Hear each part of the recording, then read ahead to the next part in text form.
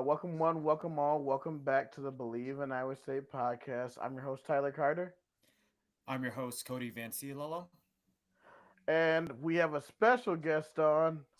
We have Tree City Sports representing K State. Man, welcome to the show.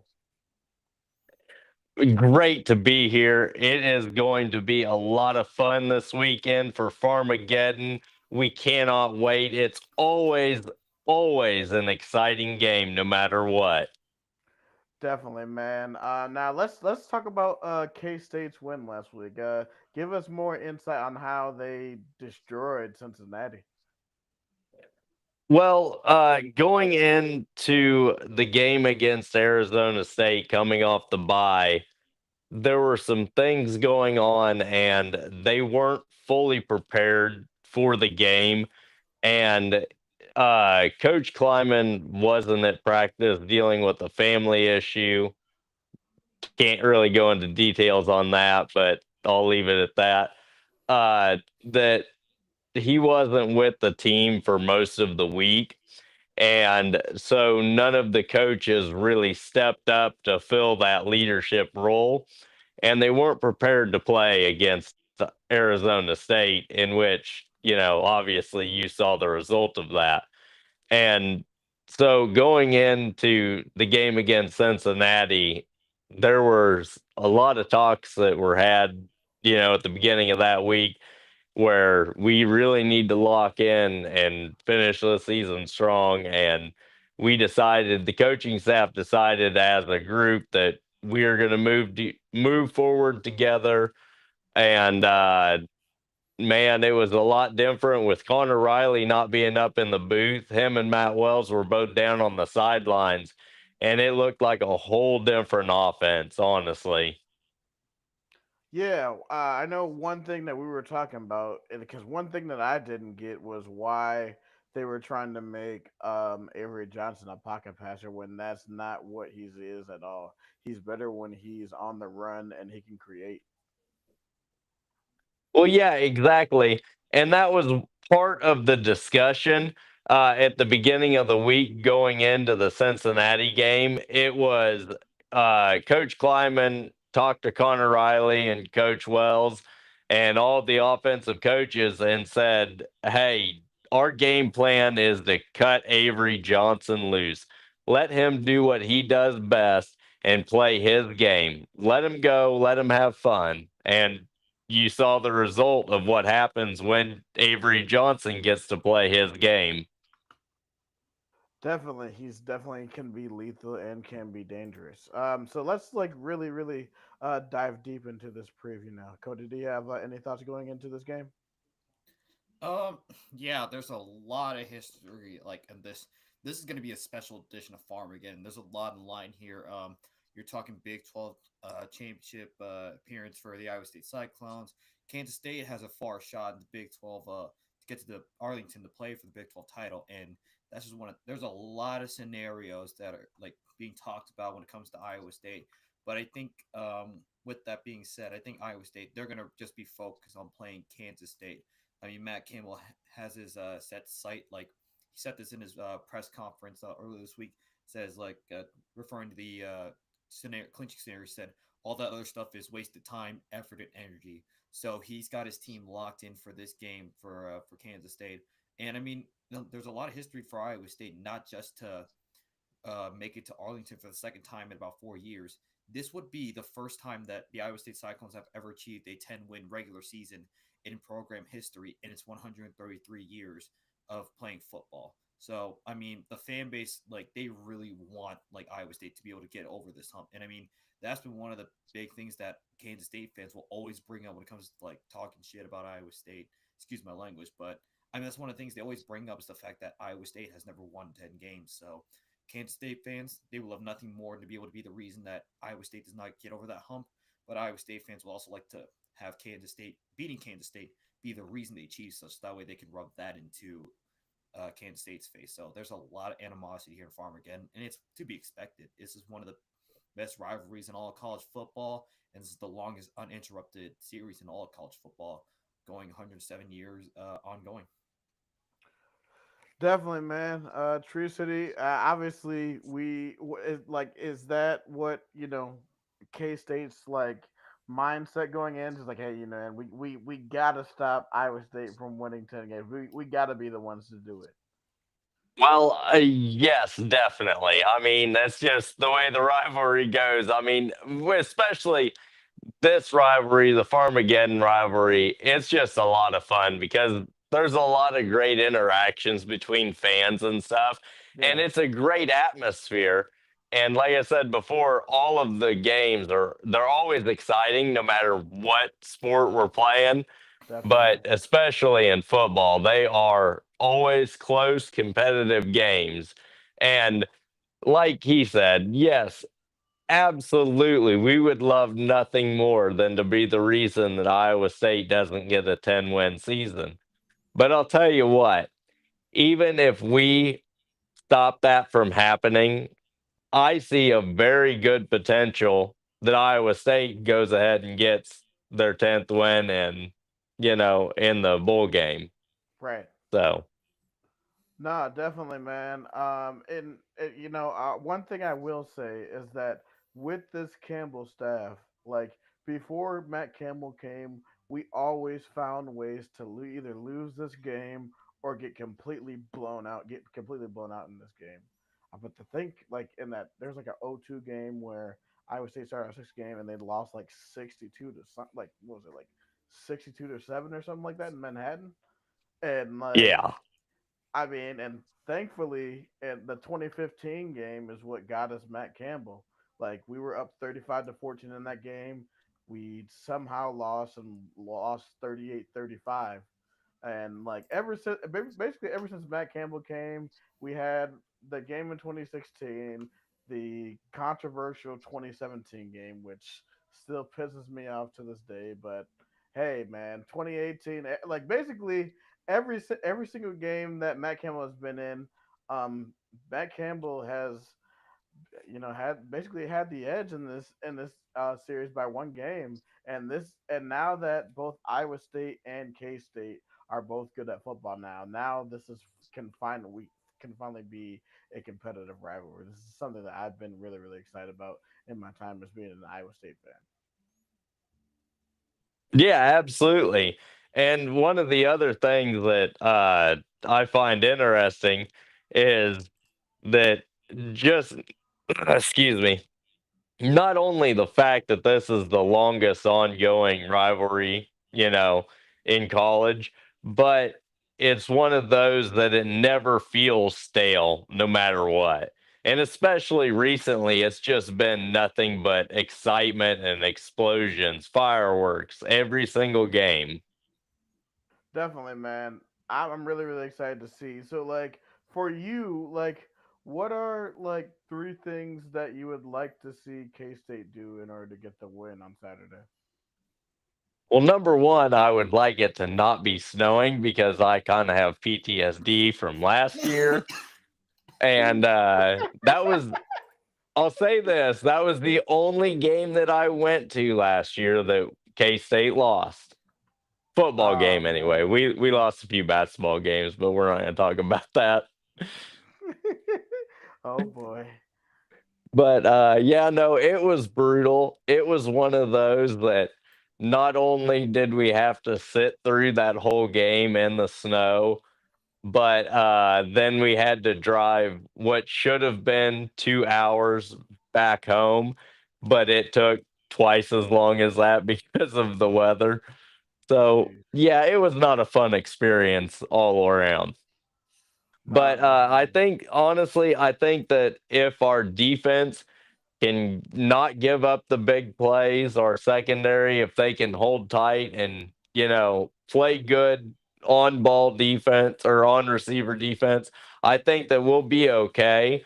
Uh, just not giving up the big explosive runs, like especially like we gave up last year. And Will Lee, I will take a shot at you because that was the worst effort of making a tackle I've ever seen. He just So, pushed him. Bro, I that mean, looked he like a didn't. He Mario didn't make boost. any attempt. That Yeah, looked like that a was a boost cutscene in boost. Mario Kart. Yeah. Yeah, I know. It's like, what are we doing here? But and I uh, think that if we can incorporate Avery Johnson, Dylan Edwards, and DJ Giddens into the offense, all they don't have to be the main centerpiece, but if we get them all on the field at the same time, that opens up our playbook immensely. uh-huh. So they're really dangerous, all three of them. But you put all three of them on the field at once, who you gonna cover? And that's one of the things that worries me is because K State's running game can be lethal, especially when you use Avery and DJ Giddens, who I think is a top back is one of the top backs in this league. Just with the running game and the issues that Iowa State has had in the running game, I think that could be a possible issue. All right, Cody, we're gonna go with your three keys, and then I'll go with mine. Cody, you go with your three keys for Iowa State to win. Yeah, so I guess the first thing is very similar to what you said earlier, and being able to utilize like your playmakers. Iowa State has one of the best wide receiver duos. I think both receivers are at about 100 or 1,000 yards. Jaden Higgins is at like 1,018, and Jalen Knowles right there with like 980. So if Rocco Beck is able to get the ball to those like their hands, those two can make big plays. I mean, Jaden Higgins is more of your like big play threat. Meanwhile, Jalen Knowles, the guy you can go to get you a chunk yardage, and I think that's going to be the case. And I think what that can do is, well, they'll really test that Kansas State secondary, and they'll see if they can keep up with our wide receiving core, which can allow us to open up the run potentially and open up some play action, like you saw like a few times throughout the year where we had some really great calls like play action. So Iowa State utilize your playmakers and utilize more of the play action, and then on the defensive side, really like be able to hone down on the run game. Yes, our biggest weakness has been a mobile quarterback, but I think that's been a factor because like we really haven't had great linebackers throughout the year. Obviously, we had that stint of just linebacker after linebacker going down with injury, and now you return Will McLaughlin and Jack Sadowski. You get them back to game speed. I think they can do a decent job on the second level at limiting those big plays by Avery Johnson on his feet, and they can limit some big runs by DJ Giddens. Definitely, man. Yeah, I'm with you. I'm probably gonna be similar to both you guys. Obviously, number one is to, as always, start fast. Um, every time we've had a fast start, especially last week going into that game, um, and starting off with the pass, um, I definitely just being unpredictable and play calling against this defense is going to be crucial. um, yeah, utilize your playmakers. I think possibly one weakness in this K State defense is their secondary. So I think definitely the emergence of a third guy will definitely be key. I don't know if Ben Bramer's going to be coming back in this game, but he'd be huge. Gabe Burkle has came in and stepped up big time in his absence. So just or and Eskilton and maybe Dom Overby, other receivers that we have, and tight ends that we have on this roster. Just a third guy to emerge, and then for the offensive line, find holes to run through defensively. Tackle at the point of attack. Don't break off tackles and let DJ Giddens or Dylan Edwards get going because then they can gash us and gash us. I do think that with Will McLaughlin and Jack Sadowski being back, I do think that there'll be a lot more sure tackling in that sense. And with the way the D line's been playing the last two games, I do feel a lot better with the run defense. But so now we're gonna move to predictions right now. So how do you guys see this shaking out? Tree City, you go first, man. Well, like I said several times, I think it's going to be another close game because that's Hmm. what we can expect. I expect quite a bit of scoring on both sides. Yeah, I figure it'll probably be something close to a 34-28 K State win. sure, sure. Okay, Cody. Uh, yeah, I think I had a very similar score, like kind of like just being coming down the light, just who can throw the last punch. And I think the home field advantage, granted, is going to be very cold, but I think there's going to be there's going to be enough fans at Jack Trice to really play influence with the way this offense has looked these past couple of weeks. They've looked pretty good. I mean, the game against Cincinnati, the game against Utah, the offense was in a flow. So if the offense is able to keep a flow and stay on Hmm. the field, I think they can be able to will this team to win. I'd say like 35-31 in favor of the Cyclones, and they're more than likely heading to Arlington. Gotcha. Man, we have heard throughout all the times in our history we can't win 10 games. Iowa State's gonna be 7-5. Not like Matt Campbell can't win this. They're the most together team. All those things that made fun of Matt Campbell. Nah, man, this time it's different. We're gonna win 34-27. Iowa State wins. We're gonna get our 10th win of the season, and I think we head to Arlington. Um, Man, so like I mean, just with this one score game, that I'm excited for this atmosphere, and I Bleav they did show a peek of the field, Cody, and the field is in red, so I'm thinking that it has to be like red jersey, yellow pants. That's what I'm thinking. Yeah, I know. Some people were speculating. I think it looked like what you would typically see, the red Iowa State and all of that. I think it's just pretty standard, but I wouldn't be. It wouldn't hold up against me if I did see us finally bust out the gold pants to go along with maybe the red jersey, maybe the red helmets. Chrome domes would have been nice, but I don't know if we're getting that. But I know some fans have also speculated to be wearing black against Kansas State because that's the last two home games against Kansas State that I can recall, we've worn black. Hmm. So that might be something that Matt Campbell might go back to because I mean, it's more times than not worked for him. That's very true. The only time I didn't was in 2022, but that was such a weird game. That was. Um, So this is a time that we usually go to our Big 12 segment. If you want to join us for this, Trey City, we usually just go through like all the games real quick. Yeah, let's So get it. we're gonna go through Okay. this real quick. I'm gonna share that screen. Yep. All right.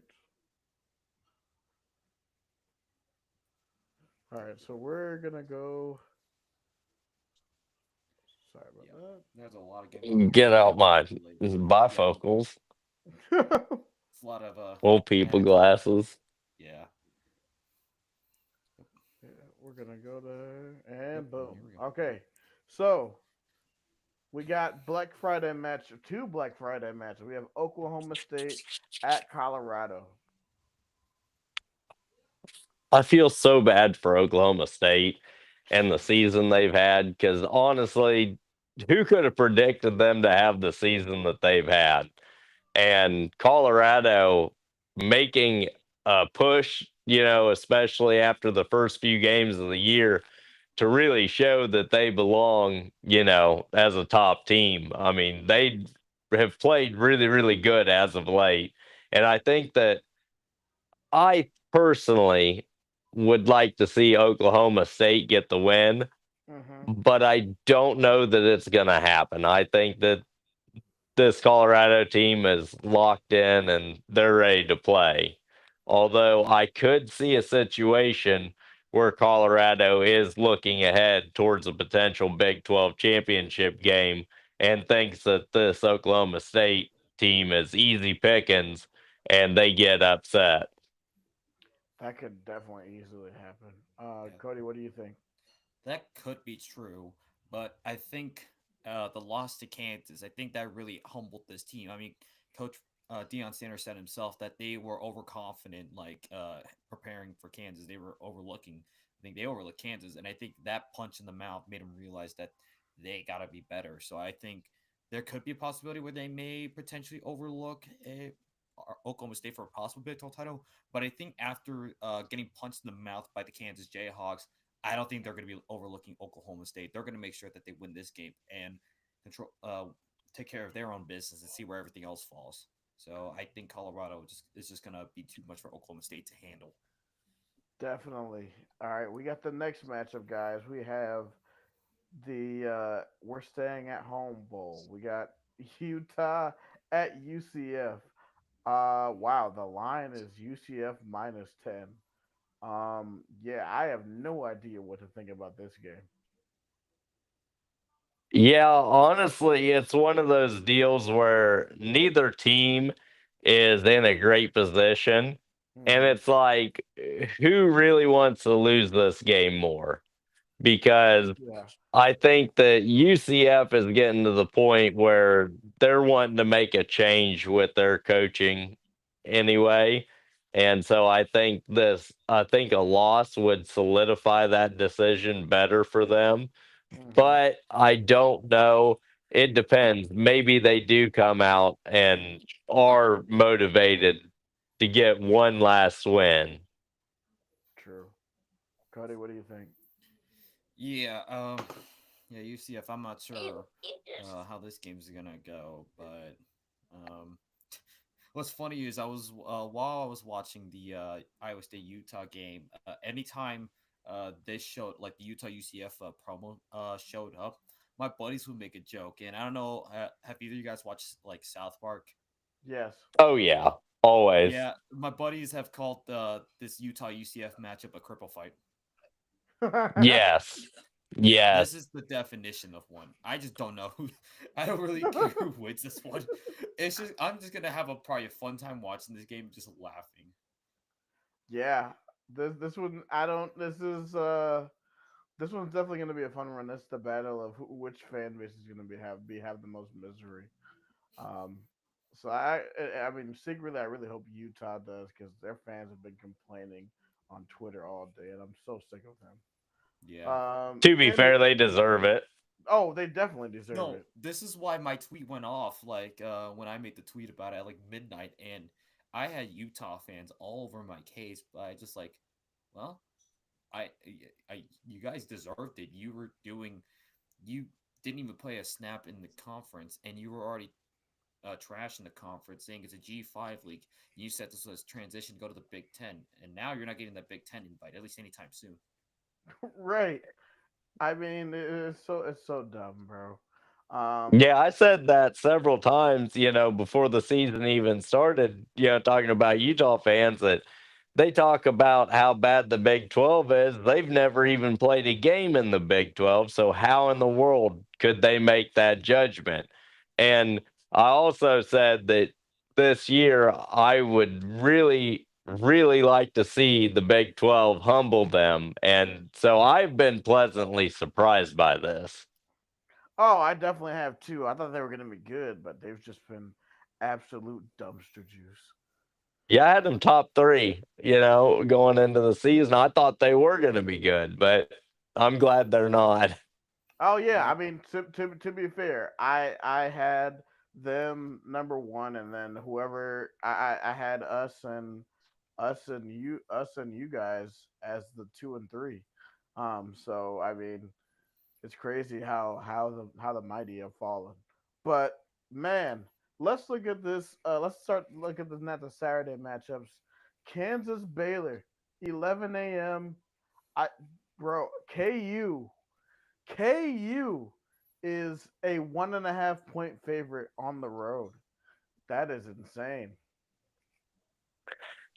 Yeah, the thing is that KU has been playing a lot better recently, Yeah. and they're actually showing some of the potential that they have with these weapons on offense, and they're actually being able to put together a game plan that works. I think KU really does have the potential to go into Waco and beat Baylor, no problem. And this is interesting because KU, I don't think KU has ever won at McLean Stadium. They haven't. Hmm. Whew, something's got to give. Yeah. I mean, actually, yeah, both of these teams are like they're both hot. Yeah, Kansas Baylor obviously five having in a that row. 3 game winning streak against top 25 opponents, but lest we forget, Baylor is on a 5 game winning streak after Mm-hmm. losing at Iowa State. They've rattled off 5 straight wins, and outside of TCU, it hasn't been really that close. I mean, they put up at least 45 plus point, or at least 30 or 35 plus points in 4 of those 5 wins. Yeah. 59 against Texas Tech, 38 against Oklahoma State, 37 against TCU, and 49 against West Virginia. So both teams are coming to this game really hot, and I just think this might look like one of those old-fashioned Big 12 shootouts, the way Jalen Daniels is playing, but also Sawyer Robertson with that with Bryson Washington. Bryson Washington has been like one of the best backs in the league for the past month. Mm-hmm. So this one might be if you're tailgating. This might be a tailgating special while you're eating a burger or whatever, having a beer. This might be a good fun game to watch. Also at 11 a.m. we have West Virginia at Texas Tech, which actually has Big 12 implications or Big 12 championship implications. Yeah, and it's bad for West Virginia Mm-hmm. because they don't have a lot to look forward to this season. I mean, they've gotten a couple of good wins, but really, this season has been a huge disappointment for them. And they're a team that's also looking to make coaching changes in the offseason, or their fans are really wanting them to anyway. And I think that Texas tackle is it in Lubbock?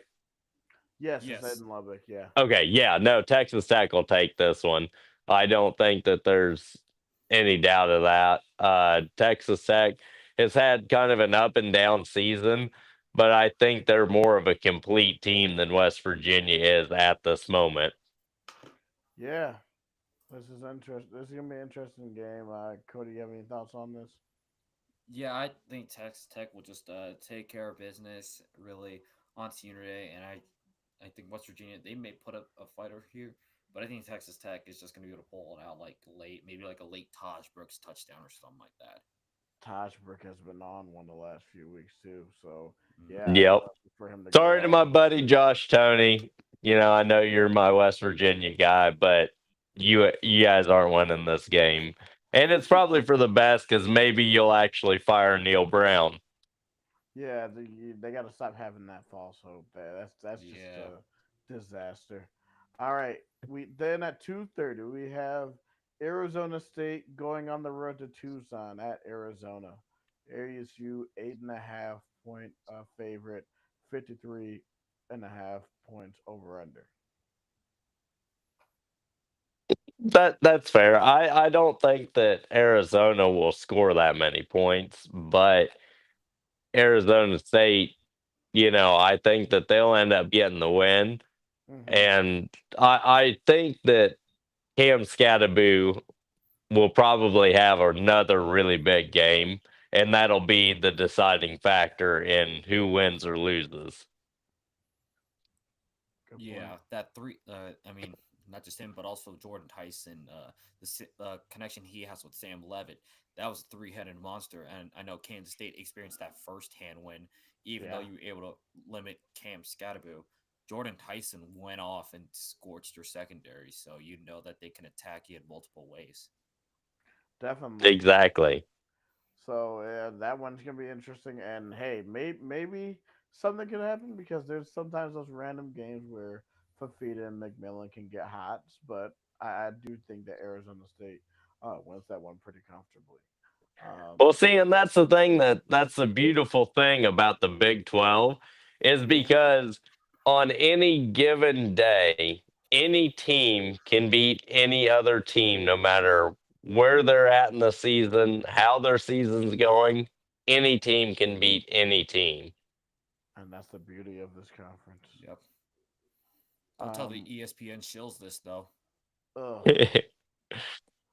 Oh, that's so. I don't even want to get into it. Screw Yeah, no. ESPN. And let's let's move before we get too heated about that. Yeah, TCU at Cincinnati. Cincinnati is on the ropes trying to get the bowl eligibility. I mean, they started the season 5-2, and now they've lost four straight. They're reeling, hosting a TCU team that's rebounded from a really bad last year, and I mean TCU's going bowling, I assume. yeah. This one I don't really have a good read on it. I know TCU has a potent offense. Um, I Yeah. and they probably would definitely expose the 3-3-5 that Tyson Vite's running. It's not going to be as easy as you think, as people think. Um, Cincinnati's going to put up a fight. I just see that TCU is a better team, and unfortunately, I think Cincinnati will end the year losing 5 in a row. Yeah, I agree with that. I think that TCU will end up getting the win, but Cincinnati, especially at home, will not go down without a serious fight. It'll end up being a, one possession game or maybe a 10-point game, and it'll be close, but I think TCU goes ahead and picks up the win. Definitely. Yep. All And right, finally, and yep, go ahead, Cody. yep, we've got our quintessential Big 12 After Dark, which seems like to be a staple this year, but we've got it once again. It is the It's Battle of the Cougars. beautiful. The Battle of the Cougars. We got Houston visiting Provo to take on the number 19 ranked BYU Cougars.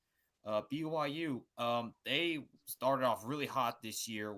Started the season undefeated, but have now dropped two straight after losing to Kansas at home and losing on the road to Cam Scatterboo and the Arizona State Sun Devils. And BYU is going to need some help. They want to get to Arlington.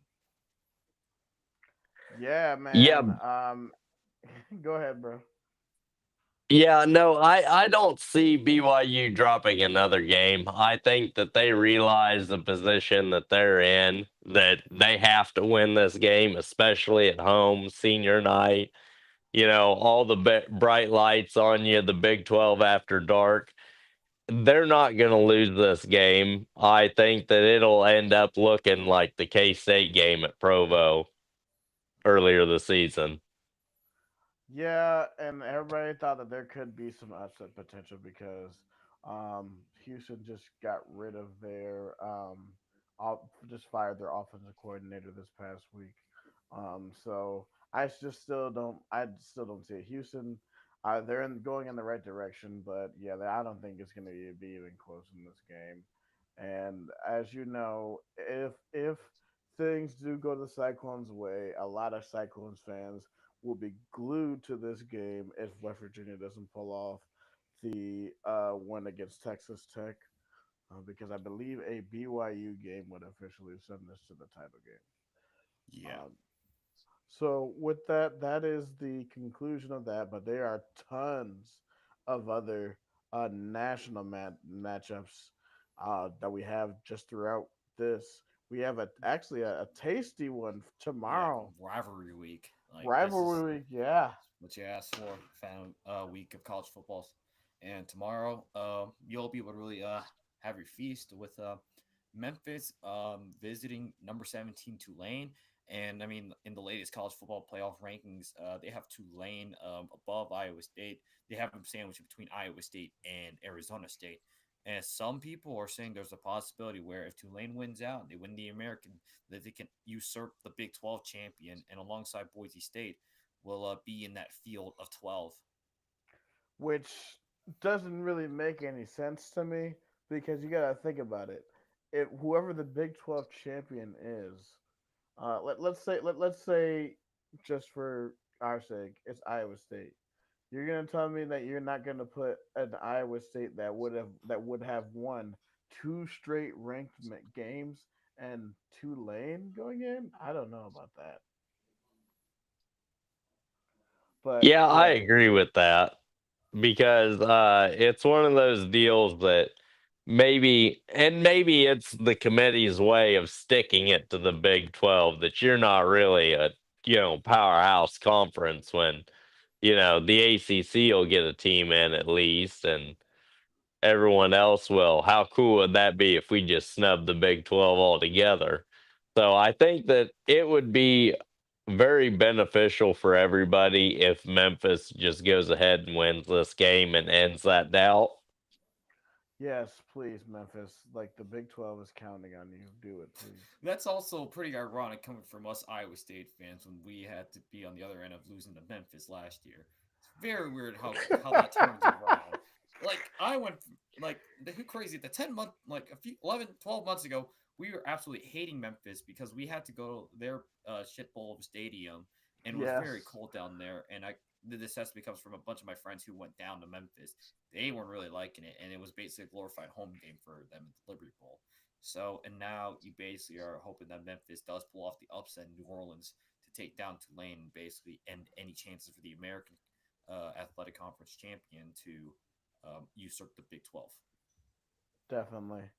And then we have we're only going to look at some of the matchups, a few that will catch our eye.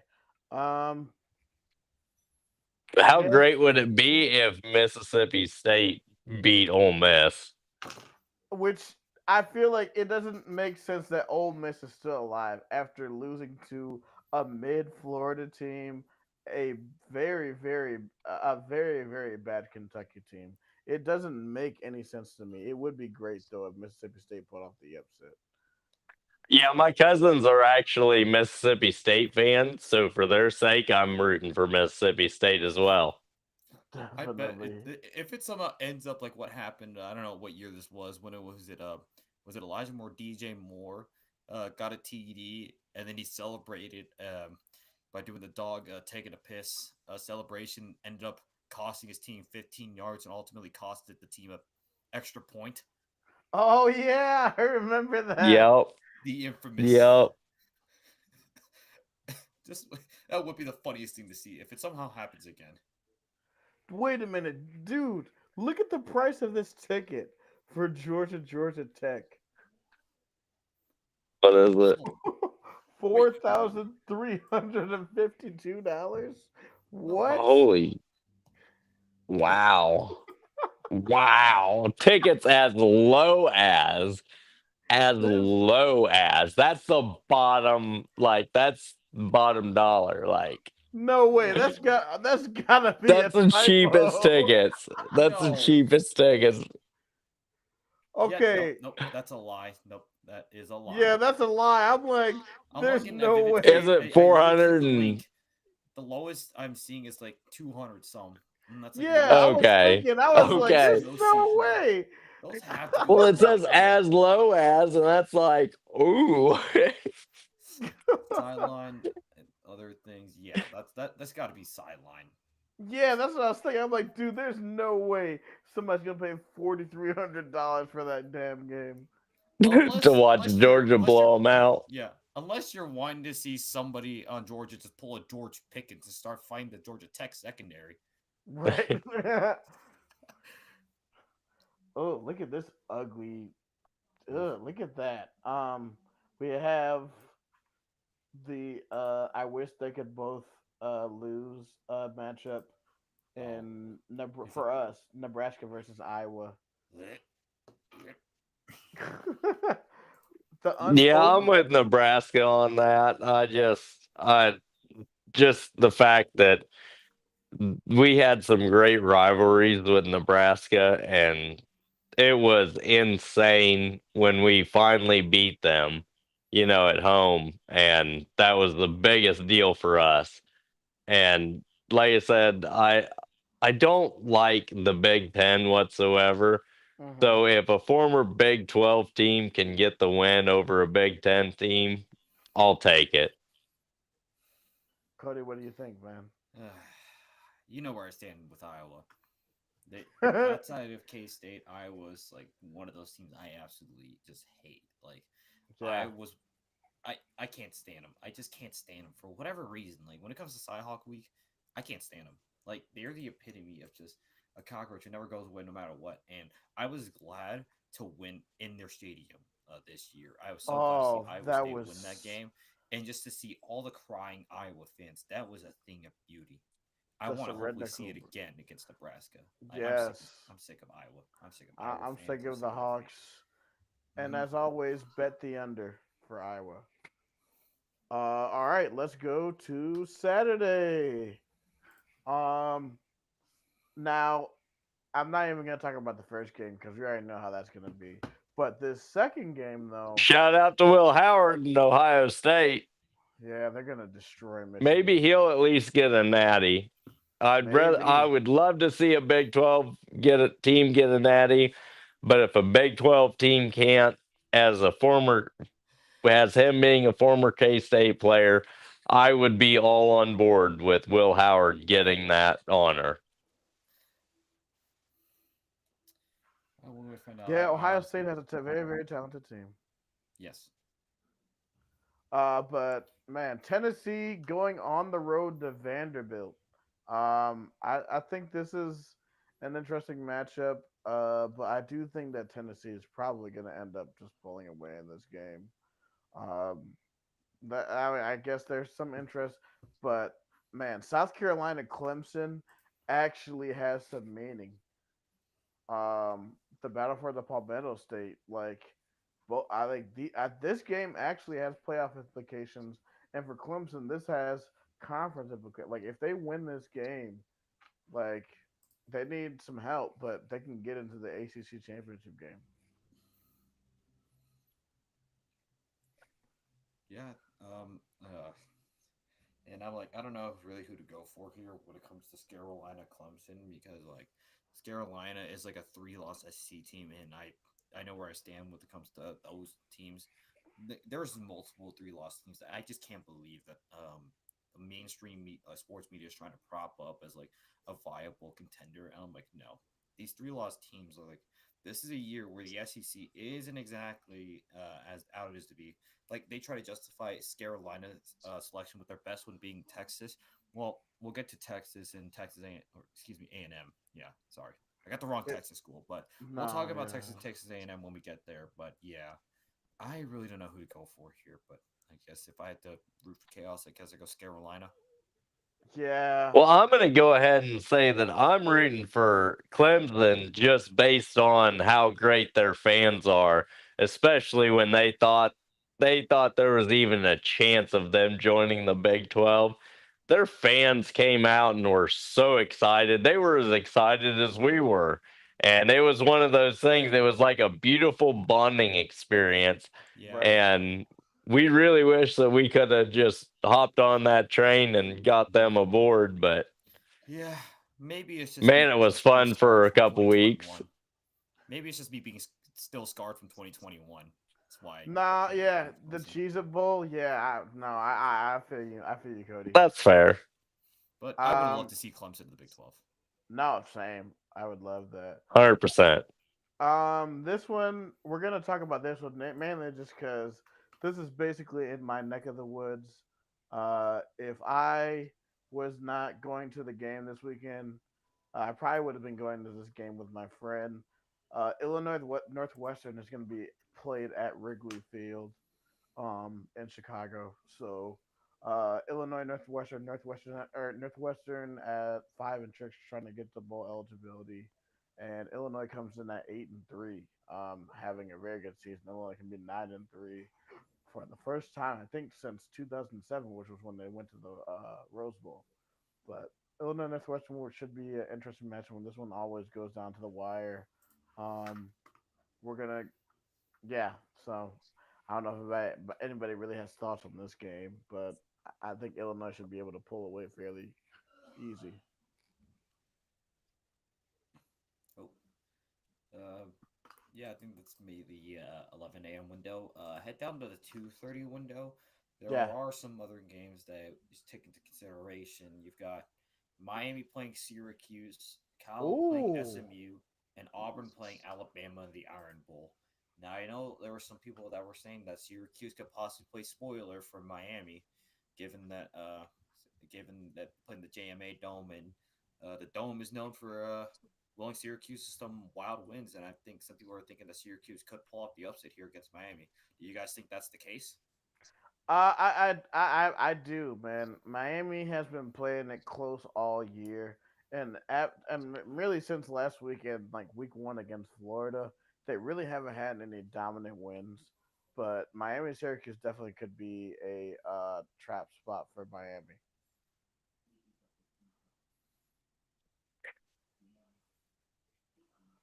All right.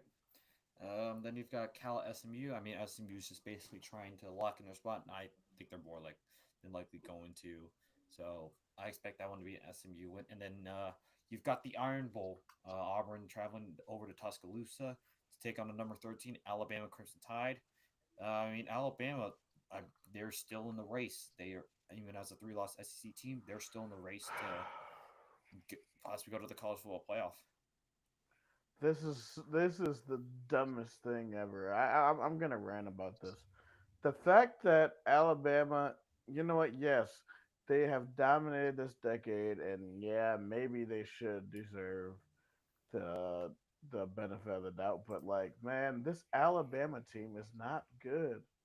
Like you're only gonna punish them and only make them go down 6 spots by losing to a mid Oklahoma team that they lost to by 3 touchdowns, and then you're not gonna even punish them for losing to a mid Vanderbilt team. Like, come on, man. Like ESPN is in bed with the SEC. It's just like the total bias. It's so irritating, and like I for one am like so tired of it. Yeah, no, the bias is real, and it's obvious to literally everybody else that they're trying as hard as they can to hype up these three-loss SEC teams. And I think it would be all too fitting to have Auburn beat Alabama to just put the final nail in the coffin in their hopes. Please, Auburn, the Big 12 is begging you. Please, please, Alabama is even begging you. They're begging you to take them out of their misery. Yeah, yeah, I know. um, yeah, I think Auburn might have the capability to do so. I mean, they were able to beat Texas A&M, so that could happen. And then speaking of Texas A&M, you've got a renewed rivalry with Texas going down to College Station, going to Kyle Field to take on the number 20 Texas A&M Aggies. Now, this game does have SEC championship importance. I think it's a win and in situation. I think for both teams, if I'm not mistaken. Yes, it is. If Texas wins, they go. If A&M wins, they go. But if you think about it, Texas wise, Texas, if you look at their schedule, they really haven't had any really marquee wins at all. And the chance that they had to get a marquee win, they lost at home by 15 to Georgia, and it wasn't even close. Um, I mean, for A&M, will they rebound? And we're with A&M, this is like a really a chance for them to legitimize themselves in the SEC to finally get to a SEC championship. That's something that they've been trying to get to for the first time,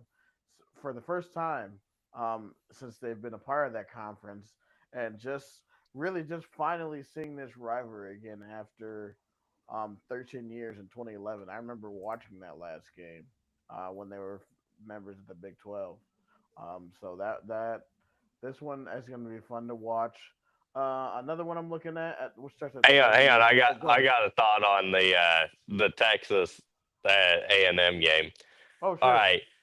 So Colin Klein, the offensive coordinator for Texas A&M. I love you to death. I hate to root against you, and I hate Texas. I absolutely hate Texas. But I'll tell you why I'm rooting for them.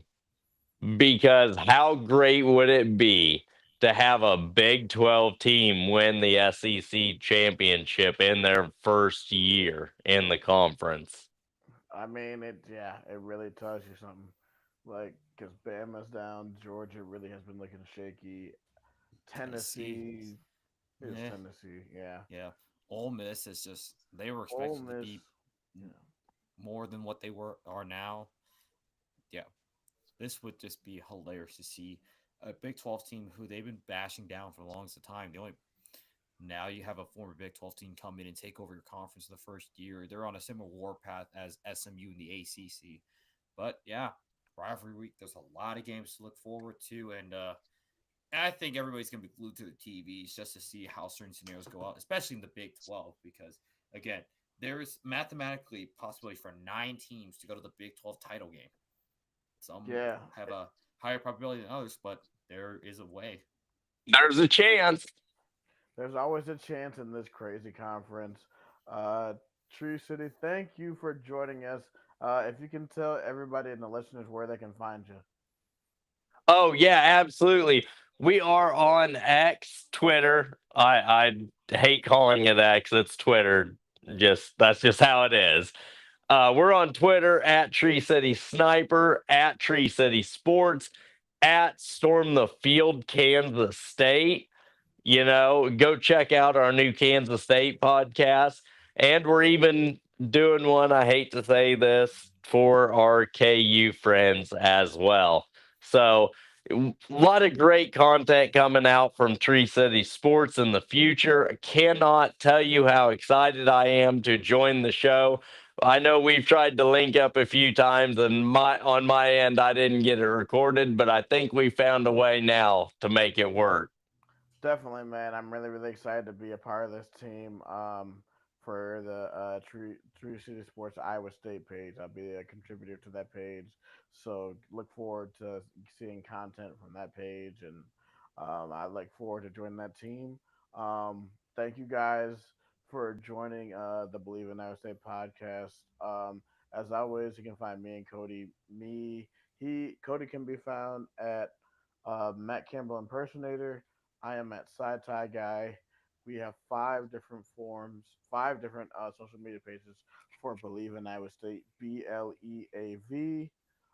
We can be found on Twitter, Facebook, YouTube, Instagram, and TikTok.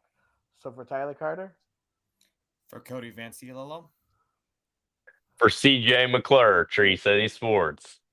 this is the Bleav in Iowa State podcast. Roll clones, baby. stay Y'all take straight. care now. Go Cats.